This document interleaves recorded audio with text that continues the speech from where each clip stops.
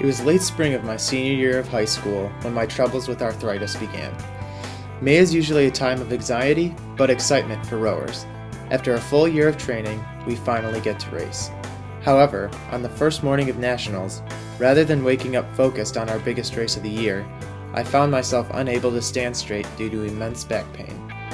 Popping Advil helped me survive the weekend and finish our racing. Fast forward 2 weeks and half a dozen trips to the emergency room, and I was diagnosed with ankylosing spondylitis.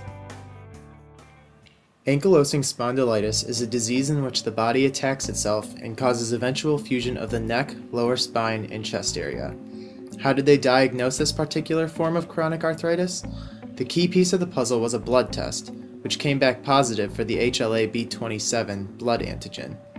This was important because 95% of people with ankylosing spondylitis have the HLA-B27 antigen. Although this antigen is present in a good portion of the US population, only 5 to 8% of people with it get AS. I did not realize this at the time, but that simple blood test may have profound effects on my future healthcare costs. To learn more about this, I talked to Dr. James Schroeder, a rheumatologist at Northwestern Memorial Hospital outside Chicago. In regards to my blood test, he had this to say. If you label somebody with a diagnosis and it gets filed with an insurance claim, from the point of view of many insurance underwriters, that diagnosis is a diagnosis that kind of lives with you. Mm-hmm. And then they may actually review the medical records as well, because when you file an application for insurance, you're generally giving the insurance company the right to review all your medical records. As I listened to him speak, I found myself thinking, I needed a proper diagnosis, but in doing so I hurt myself in terms of getting future health care. I have now come to realize that this problem is not isolated to just myself. On the contrary, it happens to millions of people every year with pre-existing conditions. Stories like Lori Hitchcock's, who I met in New Hampshire this week. Lori's got a pre-existing condition, so no insurance company will cover her. She's self-employed, and in this economy, she can't find a job that offers health care. So she's been uninsured for 2 years. These stories are not uncommon, so I decided to see for myself if it really is difficult to get insurance with a pre-existing condition.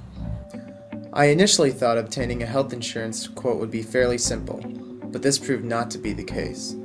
For the quotes I did see, the plan seemed at first to be inexpensive. However, the fine print later on revealed how little coverage these plans actually provide. This is one page of a Blue Cross Blue Shield of Illinois plan, one of the most popular health plans in the state. It has fine print that excludes much of the necessary coverage for people like me with pre-existing conditions. As I read the fine print, I started to understand why obtaining affordable insurance is such a problem for so many people. There are so many disclaimers for these insurance companies that affordable plans are rendered useless. According to Merriam-Webster Dictionary, insurance is a means of guaranteeing protection or safety. It is a shame that by trying to protect themselves through proper health care, patients with pre-existing conditions cannot obtain the protection and safety that they desperately need. So I was forced to ask myself, are there any other options for people with pre-existing conditions? One option would be to just pay the high premiums, but that is what I'm trying to avoid.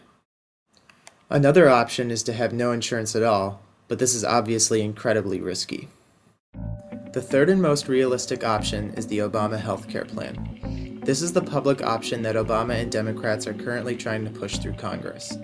Although the bill would guarantee that every American can get health insurance, there wouldn't be such controversy in Congress if they didn't expect some major problems. For instance, as explained by Dr. Schroeder, its claims of lower costs are iffy. Advocates for the bill have pegged the price at less than $1 trillion. And it will only be less than $1 trillion if certain conditions prevail. In summary, he goes on to say that the way the healthcare budget seems so attainable is because the plan would not start for 3 years. However, they are collecting taxes to fund the plan starting now. Once 10 years have gone by, this 3-year head start of funds will run out, and the public option will be funded only on a year-to-year basis. More simply, the plan as it is currently being presented is very appealing in the short run, but it is not likely to be affordable in the long run. The other controversy with this is that the only way a national plan works is if everybody's in it, but that means that you're going to force everybody into it and force them to either pay for it if they're employed or use government subsidies, if they're not. These government subsidies are incredibly expensive, which is one reason there is so much argument in Congress over this bill. Nevertheless, this still leaves the public option as the only hope for affordable health care for many people with pre-existing conditions. If the bill passes, the outcome is iffy in regards to obtaining this affordable insurance. However, we can conclude that if this does happen, we may be paying a lower price for individual care, and those people with pre-existing conditions will at least have a better chance of obtaining it.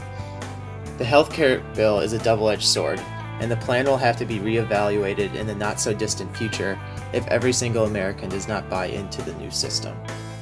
I am lucky that my family can afford my expensive treatments that allow me to do the things I love, such as rowing.